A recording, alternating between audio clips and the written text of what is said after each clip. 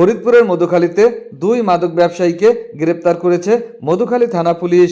গ্রেপ্তারকৃত ব্যক্তিরা হলো মোহাম্মদ মাসুদ মোল্লা ৪৫, পিতা মোহাম্মদ হাশেম মোল্লা, মোহাম্মদ মিলন মিদ্দা ২৬, পিতা মোহাম্মদ নিজামুদ্দিন মিদ্দা, উভয় সাং চরচন্দনা আশাপুর, সর্বথানা মধুখালী, জেলা ফরিদপুর।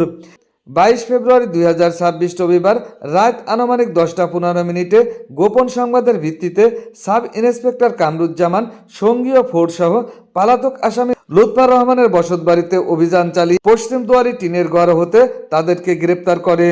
উল্লেখিত লুৎফর রহমানের বাড়ি মেঘচামি ইউনিয়নের বিল আরিলিয়া গ্রামে। এ সময় গ্রেপ্তারকৃত আসামিদের কাছ থেকে ৫০ পিস ইয়াবা উদ্ধার করা হয়।